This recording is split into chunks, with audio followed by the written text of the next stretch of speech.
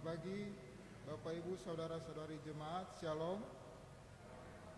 Kami mohon perhatian Bapak Ibu Saudara-saudari jemaat terhadap warta jemaat Minggu tanggal 5 September 2021. Disampaikan kepada jemaat beberapa hal sebagai berikut. Yang pertama, ibadah Minggu 12 September 2021 diatur sebagai berikut. Jam 7 waktu Indonesia Timur, sektor Sola Fide dan Gloria. Jam 9 waktu Indonesia Timur, sektor Erene dan Harada.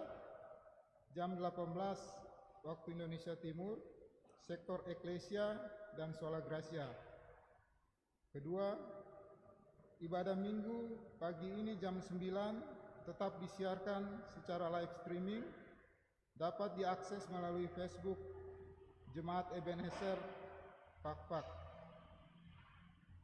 3. Setelah ibadah pagi dan sore ini akan dilaksanakan aksi 5 menit untuk menunjang kegiatan pelayanan dalam jemaat.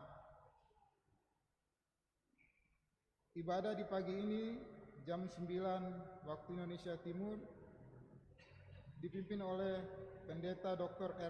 Elwelderi MSI dengan menggunakan liturgi ibadah minggu pertama. Majelis jemaat mengucapkan selamat hari Minggu dan selamat beribadah. Tuhan Yesus memberkati. Demikian warta jemaat.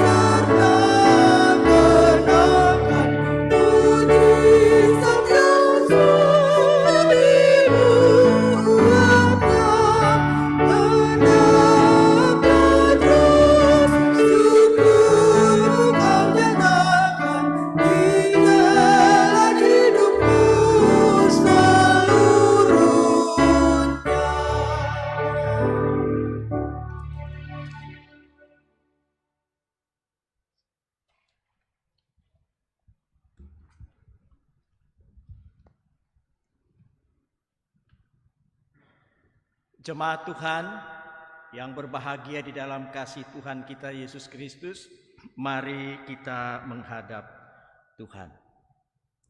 Di dalam nama Bapa dan Anak dan Roh Kudus, kasih karunia dan damai sejahtera dari Allah Bapa kita dan dari Tuhan Yesus Kristus yang sudah menyerahkan dirinya karena dosa-dosa kita, baginya lah kemuliaan selama-lamanya. Nats pembimbing kita dari Galatia pasal 3 ayat 26 sampai dengan ayat yang ke-28. Demikian. Sebab kamu semua adalah anak-anak Allah karena iman di dalam Yesus Kristus. Karena kamu semua yang dibaptis di dalam Kristus telah mengenakan Kristus. Di dalam hal ini tidak ada orang Yahudi atau orang Yunani, tidak ada hamba atau orang merdeka, tidak ada laki-laki atau perempuan, karena kamu semua adalah satu di dalam Kristus Yesus.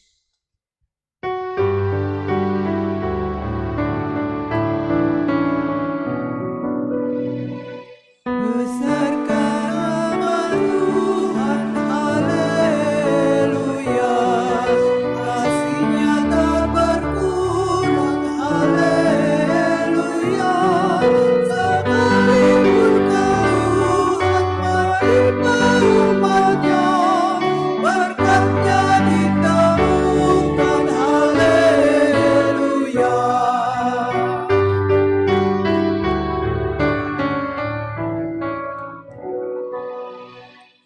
Besarkan nama Tuhan, haleluya. Di dunia serukan kemuliaannya, dan juga lingkupkan demi manusia. Besarkan nama Tuhan, haleluya.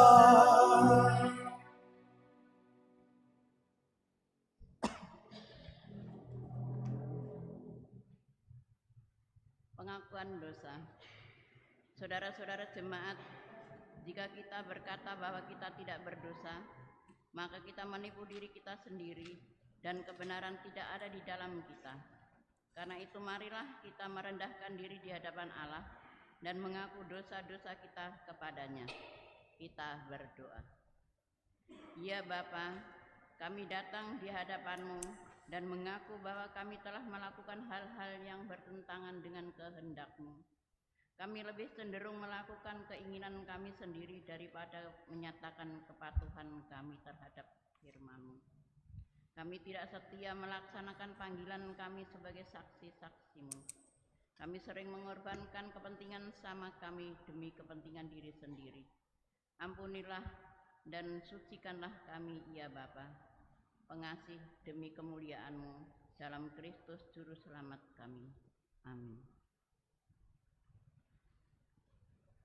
Jemaat, dengarkanlah kini berita anugerah pengampunan dosa.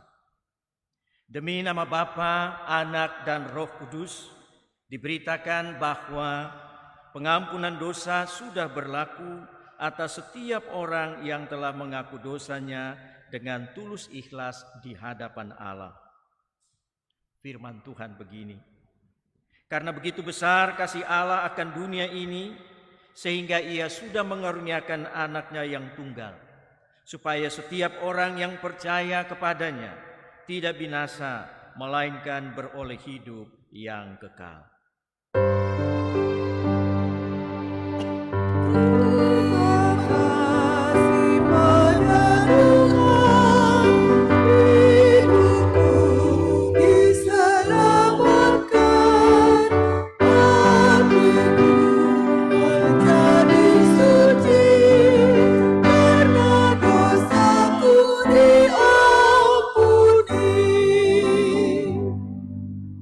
Jemaat dimohon berdiri selaku tanda kesiapan mendengarkan amanat hidup baru.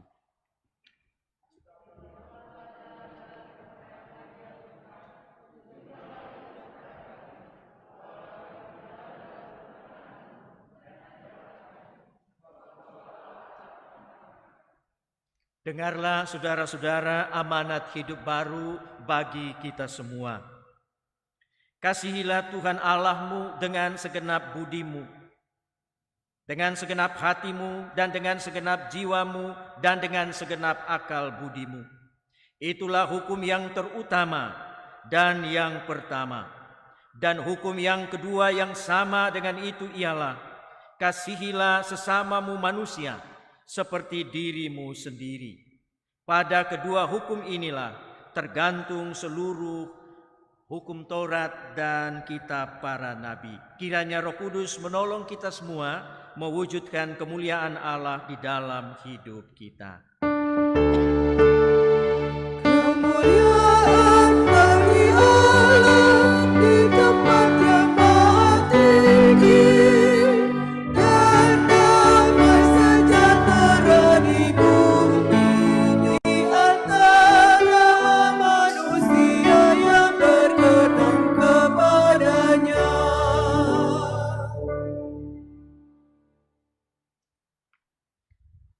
Jemaat Tuhan, di seluruh wilayah pelayanan Gereja Protestan Indonesia di Papua pada Minggu tanggal 5 September tahun 2021 ini, kita semua diajak untuk mengambil bahagian di dalam pembacaan Alkitab dan perenungan daripadanya dari Kitab Kudus Perjanjian Baru, Injil menurut Markus, Injil Markus pasal 7 ayat 1 sampai dengan ayat yang ke-23. Injil Markus pasal 7 ayat 1 sampai dengan ayat yang ke-23. Kalau kita sudah menemukan bahagian bacaan ini, mari dengan tenang kita tunduk dan kita berdoa. Ya Tuhan, kami akan mendengarkan firman-Mu, yang adalah pelita bagi kaki kami dan terang bagi jalan kami. Berilah Roh Kudus-Mu mendiami kami, supaya kami menjadi bijaksana dan dengan hati yang teguh dapat mengamalkan firman-Mu di dalam hidup kami sesehari. Berfirmanlah ya Tuhan, sebab kami sudah sedia mendengarkannya. Bersabda Tuhan, kami mendengarkan. Bersabda Tuhan, kami mendengarkan.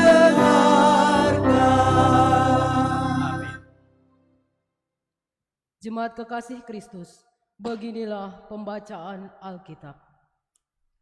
Perintah Allah dan adat istiadat Yahudi. Pada suatu kali, serombongan orang Farisi dan beberapa ahli Taurat dari Yerusalem datang menemui Yesus. Mereka melihat bahwa beberapa orang muridnya makan dengan tangan najis, yaitu dengan tangan yang tidak dibasuh. Sebab orang-orang Farisi seperti orang-orang Yahudi lainnya tidak makan kalau tidak melakukan pembasuhan tangan lebih dulu, karena mereka berpegang pada adat istiadat nenek moyang mereka. Dan kalau pulang dari pasar, mereka juga tidak makan kalau tidak lebih dahulu membersihkan dirinya. Banyak warisan lain yang mereka pegang, umpamanya hal mencuci cawan, kendi, dan perkakas-perkakas tembaga.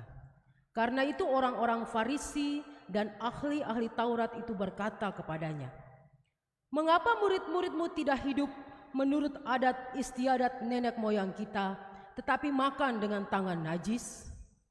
Jawabnya kepada mereka, "Benarlah nubuat Yesaya tentang kamu, hai orang-orang munafik. Sebab ada tertulis, bangsa ini memuliakan aku dengan bibirnya, padahal hatinya jauh daripadaku. Percuma mereka beribadah kepadaku, sedangkan ajaran yang mereka ajarkan ialah perintah manusia. Perintah Allah kamu abaikan untuk berpegang pada adat istiadat manusia." Yesus berkata pula kepada mereka, "Sungguh pandai kamu mengesampingkan perintah Allah, supaya kamu dapat memelihara adat istiadatmu sendiri. Karena Musa telah berkata, hormatilah ayahmu dan ibumu, dan siapa yang mengutuki ayahnya atau ibunya harus mati. Tetapi kamu berkata, kalau seorang berkata kepada bapanya atau ibunya, apa yang ada padaku yang dapat digunakan untuk pemeliharaanmu sudah digunakan untuk korban, yaitu persembahan kepada Allah. Maka kamu tidak membiarkannya lagi berbuat sesuatu pun untuk bapanya atau ibunya. Dengan demikian, firman Allah kamu nyatakan tidak berlaku demi adat istiadat yang kamu ikuti itu. Dan banyak hal lain seperti itu yang kamu lakukan."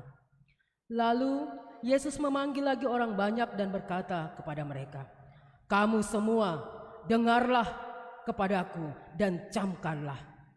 Apapun dari luar yang masuk ke dalam seseorang tidak dapat menajiskannya, tetapi apa yang keluar dari seseorang itulah yang menajiskannya. Barang siapa bertelinga untuk mendengar, hendaklah ia mendengar." Sesudah ia masuk ke sebuah rumah untuk menyingkir dari orang banyak, murid-muridnya bertanya kepadanya tentang arti perumpamaan itu. Maka jawabnya, "Apakah kamu juga tidak dapat memahaminya? Tidak tahukah kamu bahwa segala sesuatu dari luar yang masuk ke dalam seseorang tidak dapat menajiskannya, karena bukan masuk ke dalam hati, tetapi ke dalam perutnya, lalu dibuang di jamban? Dengan demikian, ia menyatakan semua makanan halal." Katanya lagi, "Apa yang keluar dari seseorang, itulah yang menajiskannya, sebab dari dalam, dari hati orang timbul segala pikiran jahat, percabulan, pencurian, pembunuhan, perzinahan, keserakahan, kejahatan, kelicikan, hawa nafsu, iri hati, hujat, kesombongan, kebebalan. Semua hal-hal jahat ini timbul dari dalam dan menajiskan orang. Demikianlah pembacaan Alkitab. Berbahagialah orang yang mendengarkan firman Allah dan melaksanakannya di dalam hidupnya. Haleluya. Haleluya, haleluya, haleluya.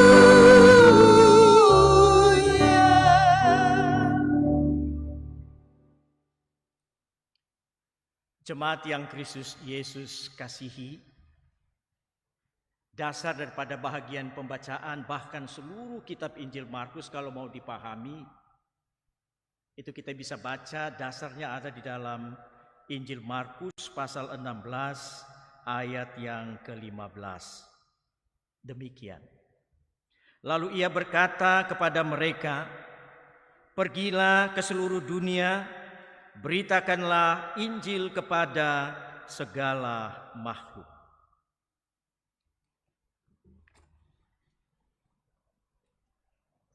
Kabar baik yang diberitakan dan dibawakan dan dihidupi oleh Yesus Kristus yang juga harus diteruskan oleh para murid gereja kekristenan sepanjang zaman adalah membawa kabar baik bahwa Allah mencari, ingin menemukan dan berjumpa serta merangkul semua orang.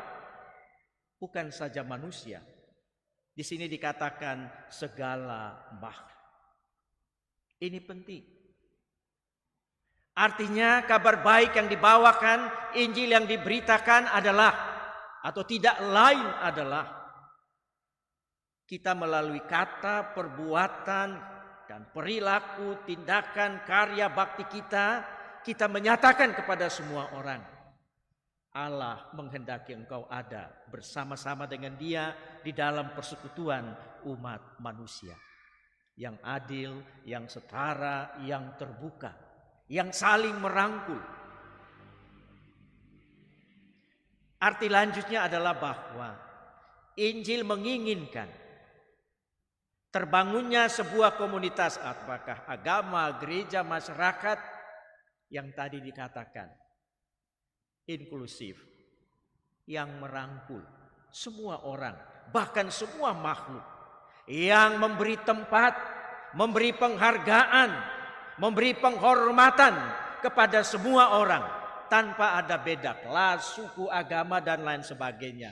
Bahkan yang menyangkut seluruh makhluk di dalam alam ini. Kalau kita pakai bahasa sekarang, Injil itu menyatakan rahmat Allah untuk segala makhluk. Jadi saya dan saudara dididik di dalam Injil untuk tidak menahan cinta kasih Allah yang harus dinyatakan kepada siapapun. Bahkan kepada hewan, kepada pohon, kepada air, kepada apa saja yang ada di dalam alam ini. Sekarang orang bilang rahmat ekologis. Rahmat dan cinta kasih bagi seluruh alam semesta ini. Manusia hanya satu di antaranya. Nah, dalam kerangka inilah Injil Markus ditulis. Karena waktu itu Injil sudah mulai disebarkan, merangkul dan sampai kepada bangsa-bangsa, wilayah-wilayah bukan Yahudi. Tidak lagi terpusat di Palestina dan Yerusalem, tetapi sudah masuk kepada seluruh dan segala segenap bangsa wilayah. Disinilah ketegangannya. Nah, bacaan kita ini ada dua pokok kisah yang menunjukkan jawaban dan tanggapan Yesus menurut Injil Markus terhadap sikap-sikap agama Yahudi, terutama kaum Farisi, yaitu kelompok agamawan di dalam kelompok masyarakat Yahudi yang betul-betul memegang Taurat. Taurat dijadikan landasan hidup mereka. Farisi itu dalam bahasanya aslinya artinya kaum yang memisahkan diri. Kaum yang menarik diri dari kelompok orang banyak karena ketaatan kepada hukum Taurat, hukum agama. Di sini dikatakan adat istiadat leluhur. Jadi kaum Farisi ini banyak yang adalah ahli Taurat, ahli kitab, ahli hukum, ahli tafsir. Mereka menafsirkan kitab Taurat, hukum-hukum Taurat sedemikian rupa sehingga lahirlah rangkaian aturan-aturan hidup yang mengatur mau makan bagaimana, mau pakaian bagaimana, mau jalan bagaimana, mau tidur bagaimana, semua. Jadi tidak hanya mengatur kehidupan kayak kita liturgi ini, masuk harus kaki kanan dulu kah, naik mimbar harus dari kiri turun kanan kah, berdiri ini harus bagaimana. Bukan hanya itu. Tetapi setiap kegiatan, lingkungan kegiatan manusia itu diatur. Seperti yang kita baca tadi. Kalau mau makan harus cuci tangan. Cleansing. Kalau baru pulang dari pasar, pakaian dibersihkan dan semua dibersihkan. Kita sekarang juga sedang begitu kan. Dalam masa pandemi. Itu baik. Baik.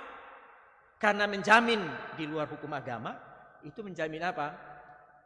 Sanitasi diri, kebersihan diri, kesehatan, sehingga kuman atau apa-apa yang dibawa dari luar bisa hilang. Kita harus taat. Ini hukum yang baik, bukan hukum yang tidak baik. Adat istiadat yang dikembangkan dari Taurat yang sebenarnya baik, supaya hidup manusia semua diatur. Karena itu kan belum ada hukum yang macam-macam. Karena itu dikenalkan dengan hukum najis, haram, dan yang suci. Ini diatur dalam cerita kita. Tetapi dalam kisah pertama ini, bukan soalnya pada hukum-hukumnya, pada aturan-aturan yang baik itu. Tetapi pada pemikiran dan sikap yang dibangun oleh kaum Farisi atas dasar hukum-hukum itu. Apa itu? Jadi di sini orang Farisi membangun aturan yang akan memisahkan mana orang-orang baik, mana orang-orang beriman, mana orang-orang suci, dan mana orang-orang najis, orang-orang haram. Ini yang disebut dengan aturan kita pakai untuk menilai orang. Menggolong-golongkan orang. Kemudian membuat kelompok-kelompok terpisah. Jadi yang taat hukum, taat aturan tadi suci. Orang-orang baik, orang-orang beriman, orang-orang yang patut ada di hadapan Tuhan. Yang tidak mentaatinya seperti para murid dalam cerita ini dikatakan makan dengan tangan yang najis. Berarti murid-muridmu kaum najis yang tidak bisa masuk dalam lingkungan umat Allah, terpisah. Itu masalahnya. Itu yang dikritik oleh Tuhan Yesus. Bukankah dalam hidup kita hari-hari juga begitu? Karena hukum-hukum najis dan haram dan halal ini akan mengatur sampai siapa yang boleh masuk sembahyang, siapa yang boleh menghadap Tuhan. Kalau kita baca Imamat 11 dan seterusnya, kaum perempuan yang sedang menstruasi pun tidak boleh masuk dalam persekutuan umat Allah. Harus dibersihkan, harus disucikan. 7 hari, 1 minggu, 2 minggu. Yang baru melahirkan seorang ibu karena ada pendarahan, itu dikatakan najis, tidak boleh menyentuh barang-barang di dalam rumah. Wow. Jadi aturannya jelimet sekali. Tapi persoalannya bukan di situ sebenarnya. Persoalannya dengan aturan ketong bagi-bagi orang, kelompok-kelompok orang. Bukankah dalam hidup hari-hari kita juga begitu? Berdasarkan penilaian kita, aturan kita dan lain sebagainya, kita anggap orang lain tidak layak. Orang lain tidak bisa masuk kelompok kita. Macam-macam yang bisa kita buat. Jadi kalau sekarang ada sikap-sikap itu, ingat, Injil itu membagi rahmat Tuhan untuk semua orang. Jangan karena ada aturan yang kita pastikan untuk kita sesuai ukuran kita taruh buat orang lain. Pemberitaan Injil ini sedang berlangsung di kalangan orang-orang bukan Yahudi. Mereka punya adat istiadat yang berbeda. Bangsa-bangsa yang disebut kafir oleh orang-orang Yahudi. Jadi yang paling keras adalah menggolongkan orang itu kafir, kufur atas dasar ajaran agama. Itu yang Yesus kritik. Jadi kritik Yesus ini kita sebut dengan kritik agama-agama. Agama apa saja yang membangun kekuatan penggolongan, pengelompokan dan pemisahan umat manusia, Allah kritik melalui apa yang Yesus katakan, termasuk kekristenan sendiri. Masih banyak lagi yang kita buat untuk memisahkan orang dalam hidup hari-hari. Karena apa misalnya? Etnis, suku, kelompok suku. Ketumpu banyak tuh persekutuan skala. Ada ketumpu Kalwedo lah, ada ikatan Tanimbar lah, ikatan tidak tahu dari mana lagi, macam-macam. Itu baik, tidak ada masalah. Tetapi kalau kita pakai semua ikatan-ikatan etnis seperti itu untuk memisahkan diri menjadi lebih baik daripada orang lain, Tuhan Yesus marah. Itu kelakuan tidak baik, kelakuan yang tidak cocok dengan Injil itu sendiri. Masih ada banyak lagi kalau kita lihat dalam hidup hari-hari. Ada pengelompokan orang yang kita kenal dengan kata di Indonesia, SARA itu. Suku, tadi etnik, agama, kita sudah bicara. Di Indonesia ini kacau. Agama ada agama nomor 1, nomor 2, nomor 3. Ada perlakuan-perlakuan yang tidak benar, ada agama lain, kelompok agama lain terhadap agama-agama yang tidak sejalan dengan mereka. Sampai detik ini Indonesia masih bergumul. Yang berikut adalah berdasarkan ras. Rasisme. Ini dari ras putih, ras kuning, ras mana lagi. Kita pakai. Kita tidak sekelas. Dia di sana, kami di sini. Tuhan Allah marah melalui apa yang Yesus pesankan di sini. Kita telah membuat kelompok-kelompok eksklusif katanya. Eksklusif itu artinya apa? Dari kata eksklusi. Kita melempar orang lain eksklusi, keluar tinggal kita saja. Tinggal katong-katong saja. Dong itu sudah lempar, sudah laku, sudah ada nilai dan lain sebagainya. Itu namanya eksklusifistik. Membuang orang, membangun kelompok sendiri. Mereka direndahkan. Dan mulailah berlaku apa yang disebut dengan perilaku-perilaku diskriminatif. Papa lebih sayang kakak, mama lebih sayang adik, itu sudah eksklusif dan diskriminatif. Segala macam yang kita bisa lakukan. Di gereja ini kita duduk sama-sama, tetapi juga ada sikap-sikap eksklusif dan diskriminatif. Entah sadar, entah tidak. Saya sekali lagi mau cerita, saya sudah pernah cerita pengalaman saya 2018. Ketika mengikuti sidang klasis GPI Papua Bovendigul di jemaat Ayarob, Palewirtau. Itu jemaat dulu tahun 96, 97 saya kunjungi, kampung sekali. Gedung gerejanya ketong bakulur dari luar, bisa bakuliah. Rumah pastori, rumah guru itu juga begitu. Duduk masih di bangku-bangku kayu yang dipaku, ada yang mungkin kelapa atau apa begitu. Pohon batang kelapa. Tapi sekarang dia sudah gereja yang megah. Karena waktu itu pengantar jemaatnya Bapak Guru sudah jadi wakil bupati, kemudian jadi bupati, berubah daerahnya. Yang masuk gereja tidak ada lagi yang pakai kaki kosong. Terada yang pakai baju tarobe, celana pendek, ya, tidak ada lagi. Yang masuk ini yang model-model ketorang ini. Jas bagus, kemeja bagus, sepatu manis, cantik, warna-warni. Terus saya tanya, Pak Ketua Klasis, Ibu Pendeta Jemaat, mana saudara yang kemarin itu, orang-orang Mandobo, yang adalah tuan tanah, tuan rumah di situ. Kadang-kadang kita lupa, aturan berpakaian kita, style kita, mengusir banyak orang dari persekutuan kita. Mengeksklusi orang lain. Melempar keluar orang lain yang secara tidak sadar, secara psikologis malu hati masuk gereja ketoran. Karena terlalu bagus, cantik, gagah. Sapu baju satu saja 6 tahun ntar bisa ganti.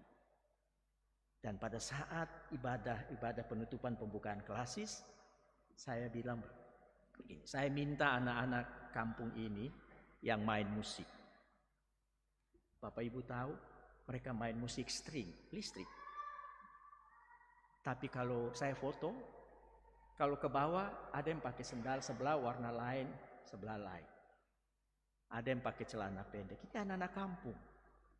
Mereka yang sebenarnya anak-anak jemaat itu yang dulu masuk gereja. Tapi ketika terjadi perubahan, dorang tereksklusi. Bukan oleh kita, tapi tanpa kita sadari karena aturan berpakaian, gaya, maaf saya bilang ini supaya kita tidak bicara orang, kita kritik diri.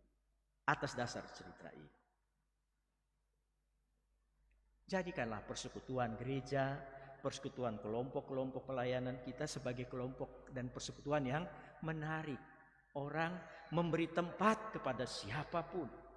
Karena mereka Allah mau peluk, Allah ingin jumpa, Allah ingin berkati. Di dalam nas pembimbing kita sudah dikatakan tadi. Ya. Bahwa di dalam Kristus kita semua sama-sama statusnya. Anak-anak Allah, anak-anak keturunan Abraham yang berhak atas berkat-berkat yang sama. Kita setara. Di dalam Kristus, di dalam dan karena salibnya. Tidak ada lagi Yahudi, Yunani. Tidak ada lagi orang suci, orang najis. Tidak ada lagi orang-orang beragama dan orang-orang kafir. Tidak ada lagi pembedaan klasifikasi gender, perempuan dan laki-laki. Tidak ada lagi karena ini masyarakat beradab, masyarakat kelompok tidak beradab. Dan banyak lagi yang kita buat. Itu karena Yesus Kristus mati dan bangkit untuk kita. Nah, di dalam bahagian ini saya ingin mengajak kita semua. Negara bangsa kita juga sama. Diskriminasi, eksklusivitas, macam-macam. Sampai atas dasar agama, mendiskriminasi orang, membeda-bedakan orang, tapi juga melakukan tindakan-tindakan kekerasan atas nama agama. Bahkan atas nama kelompok agama di dalam satu agama terhadap saudara-saudara seagamanya. Kekristenan tidak boleh. GPI Papua tidak boleh. Mari kita jadi teladan baik kepada bangsa, kepada lingkungan kita. Biarkanlah semua orang datang kepada Allah. Bacaan yang kedua sama saja sebenarnya. Kalau tadi untuk kaum Farisi dan orang banyak, yang bacaan kedua kita di dalam ayat selanjutnya bukan yang masuk yang menajiskan, tetapi yang keluar dari kita, diri kita yang menajiskan kita dan menajiskan orang lain. Kalau tadi cuma soal cuci bagian luar, sekarang soal di dalam. Kita biasanya juga asik-asik dengan diri sendiri, mematut diri sesuai aturan agama, jaga benar, makan, minum, ya. Imamat 11 ada, tidak boleh makan, minum apa-apa itu diatur. Kita atur mungkin juga ikut itu.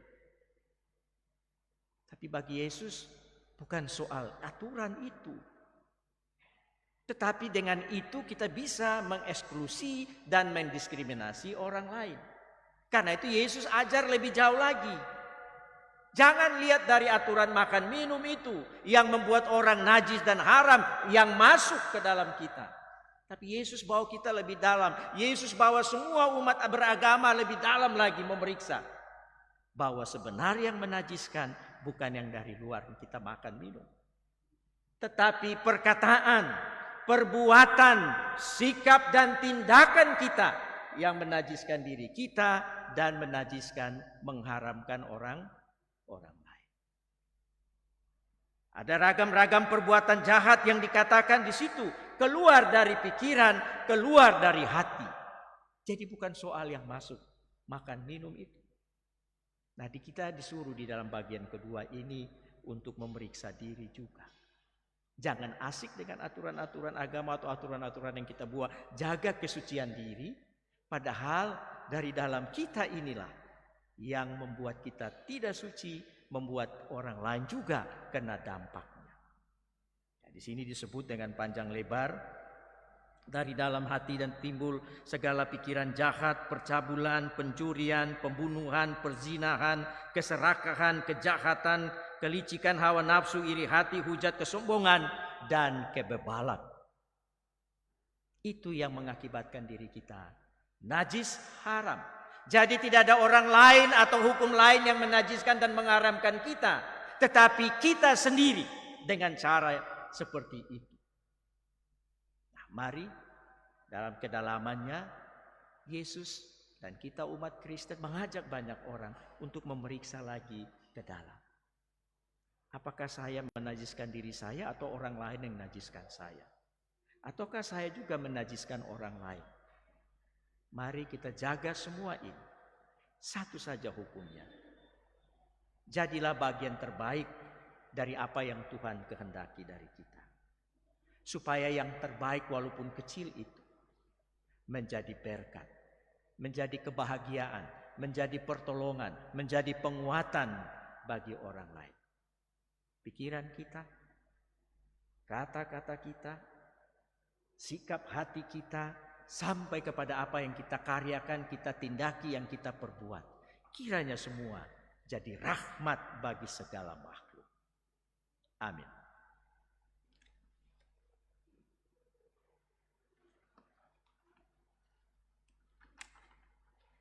Jemaat Tuhan, mari kita sama-sama bangkit berdiri supaya bersama-sama dengan semua orang percaya di segala tempat dan sepanjang sejarah waktu dunia kita ikrarkan pengakuan iman rasuli. Aku percaya kepada Allah Bapa yang Maha Kuasa, Khalik langit dan bumi, dan kepada Yesus Kristus anaknya yang tunggal Tuhan kita, yang dikandung dari Roh Kudus, lahir dari anak darah Maria, yang menderita di bawah pemerintahan Pontius Pilatus, disalibkan, mati dan dikuburkan, turun ke dalam kerajaan maut. Pada hari yang ketiga bangkit pula dari antara orang mati, naik ke sorga, duduk di sebelah kanan Allah Bapa yang Maha Kuasa, dan akan datang dari sana untuk menghakimi orang yang hidup dan yang mati. Aku percaya kepada Roh Kudus, gereja yang kudus dan am, persekutuan orang kudus, pengampunan dosa, kebangkitan daging, dan hidup yang kekal.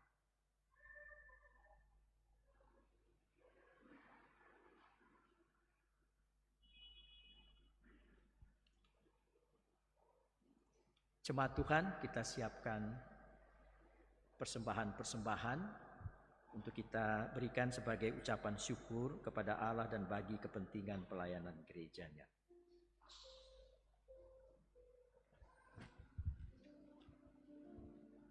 Bapak Ibu jemaat yang diberkati Tuhan, kini saatnya kita akan ada dalam pemberian tanda syukur kita kepada Tuhan.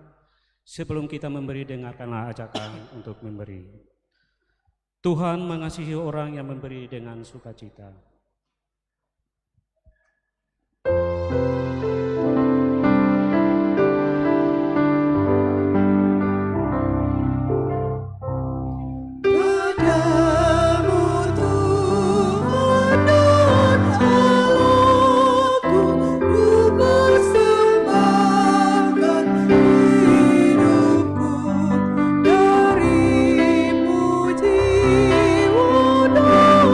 Rogo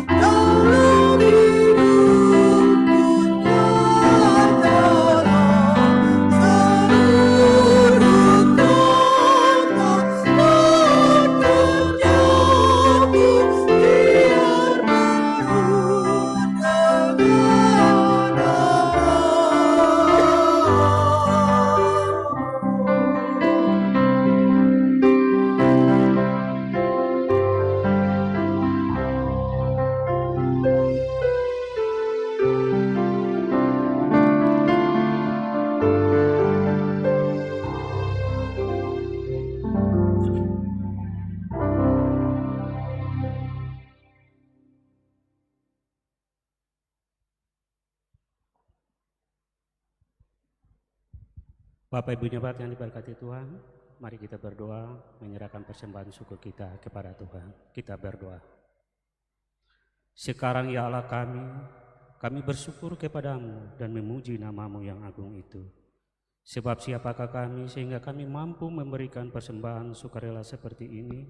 Sebab daripadamu lah segala-galanya, dan dari tanganmu sendirilah persembahan yang kami berikan ini. Amin.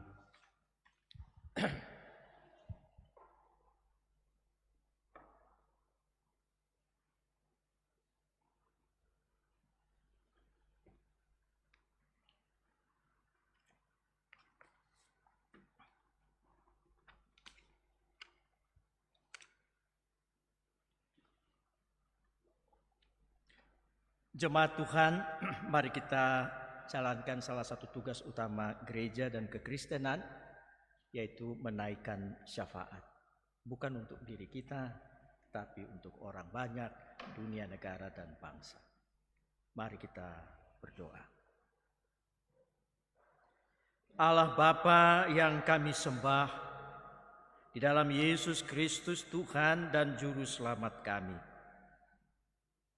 kami pulangkan dan naikkan ucapan syukur terima kasih kami atas semua kenyataan kuat kuasa-Mu dalam rupa-rupa bentuk berkat-Mu bagi kehidupan kami sampai dengan hari ini.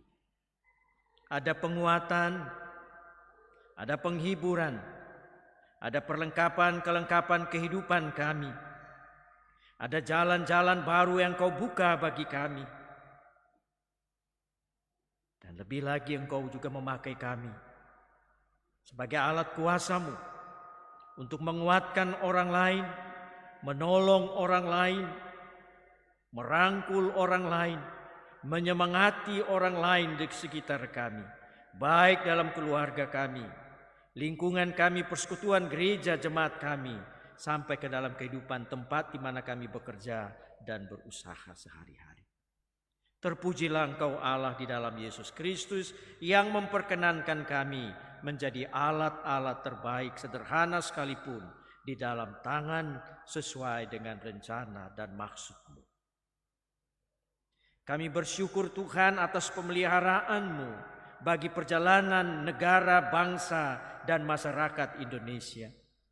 Sekalipun diterpa dan dihantam oleh berbagai macam kejadian peristiwa yang membuat kami sedih, khawatir, bingung ya Tuhan. Tetapi Engkau tetap membangun harapan kepada kami di dalam kami sebagai bangsa dan negara yang Engkau telah perkenankan dan Engkau telah rahmati kemerdekaan. Bapa di sorga, kami bersyukur di dalam kehidupan bergereja, berkekristenan kami. Engkau tetap memakai kami di tengah-tengah kehidupan bangsa dan negara masyarakat Indonesia untuk menjadi saksi, untuk membawa warta kehendak-Mu Bapa bagi bangsa, negara, dan masyarakat kami. Walaupun kami masih mengalami banyak sekali peristiwa dan kejadian yang menyedihkan hati kami. Bapa di sorga, kami mau datang membawakan syafaat kami bagi negara dan bangsa ini. Peliharalah anak-anak bangsa di kursi-kursi lingkup-lingkup tugas pemerintahan, eksekutif, legislatif, yudikatif, pertahanan, keamanan.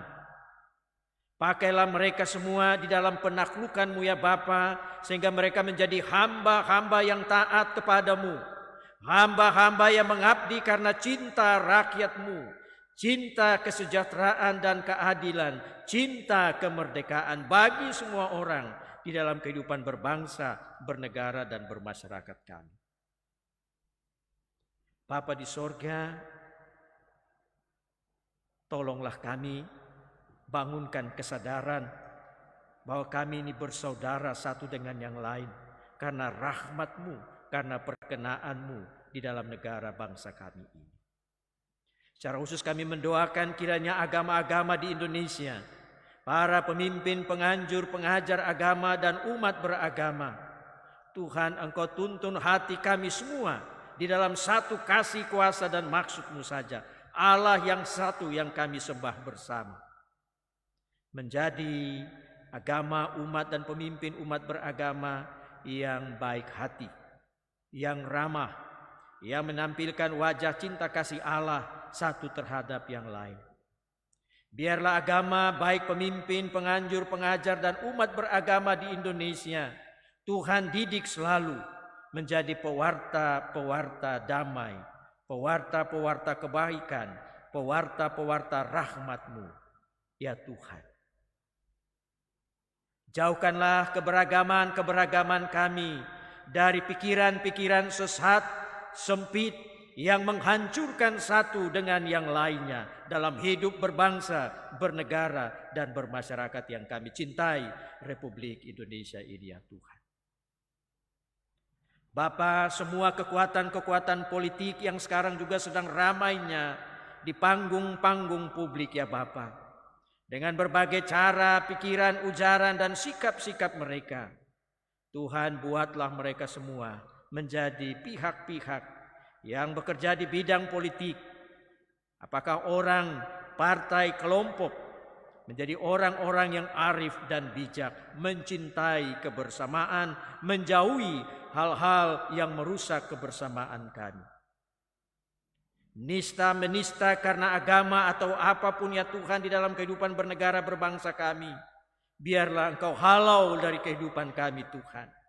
Kami beragama, bersuku, beras, berkelompok sosial atau apapun, berkelompok politik secara arif ya Tuhan, cinta negara, cinta bangsa ini, dan karena kehendak-Mu.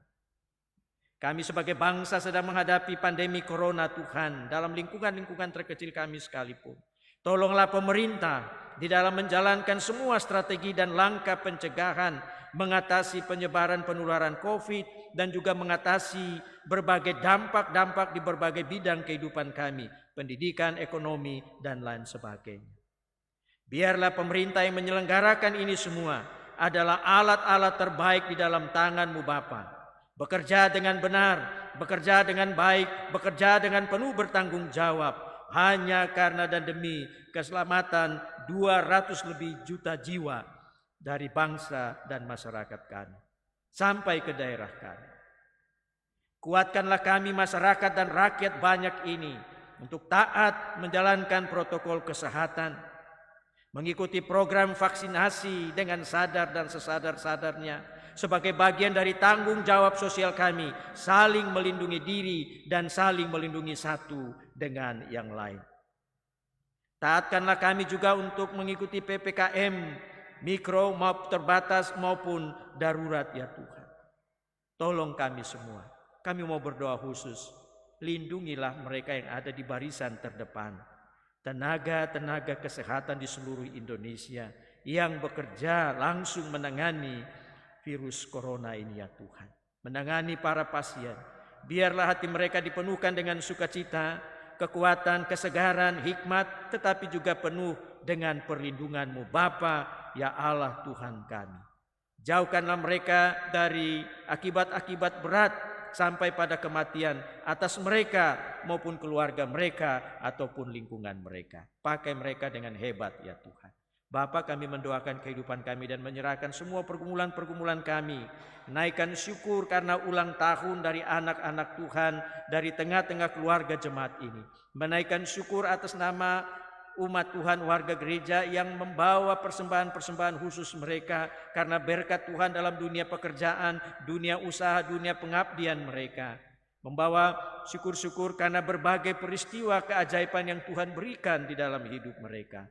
Kami tatang itu semua di hadapan-Mu Bapa, karena dan di dalam nama dan kasih kuasa Yesus Kristus.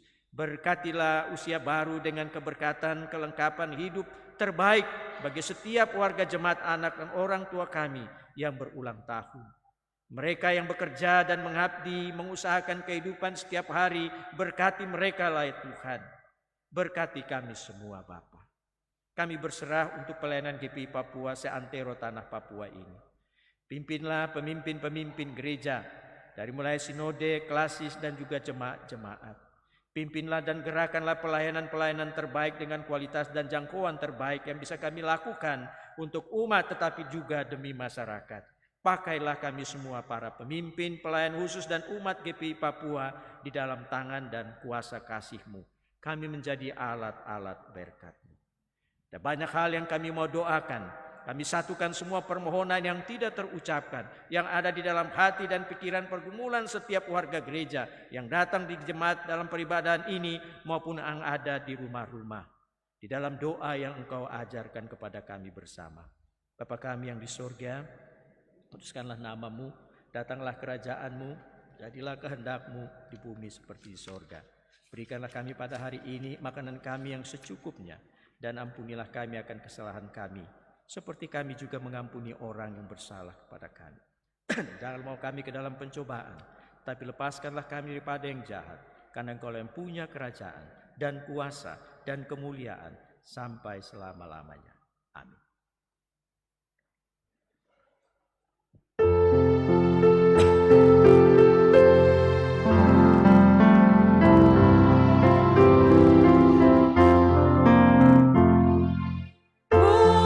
Yesus ku serahkan hidupku seluruhnya.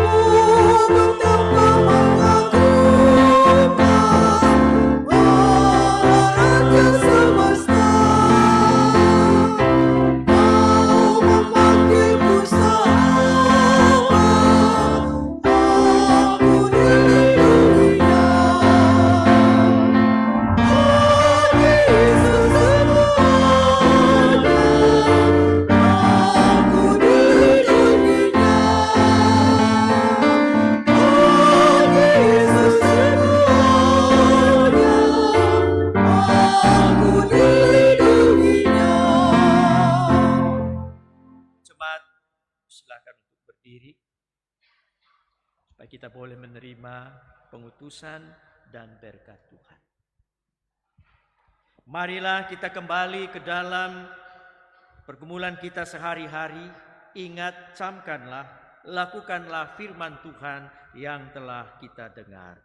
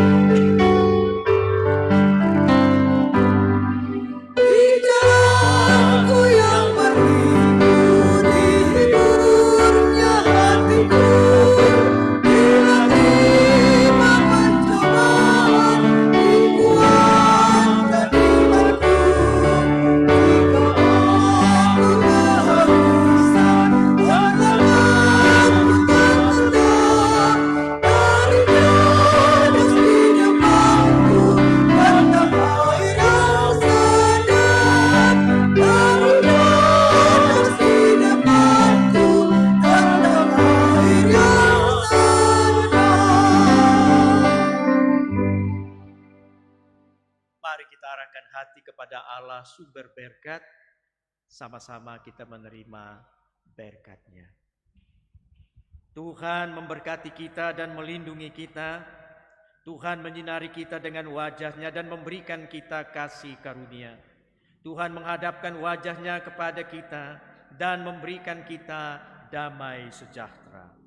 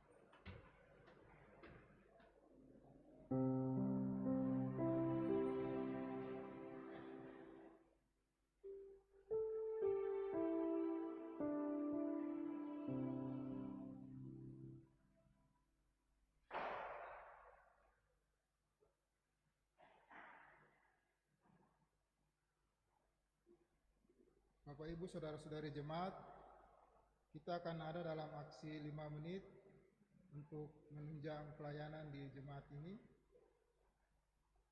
Untuk itu, aksi 5 menit ini akan dimulai dari Bapak Ibu yang duduk di bagian sebelah kanan. Kami persilakan.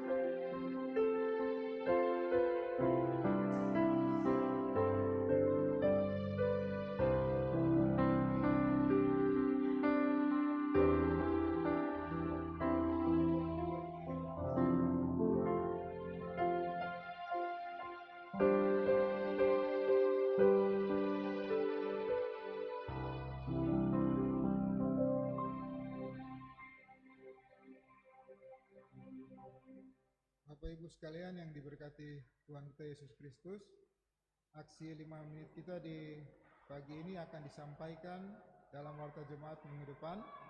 Kami mengucapkan terima kasih kepada Bapak Ibu yang sudah memberikan. Tuhan Yesus memberkati. Saya jemput kita sekalian untuk berdiri.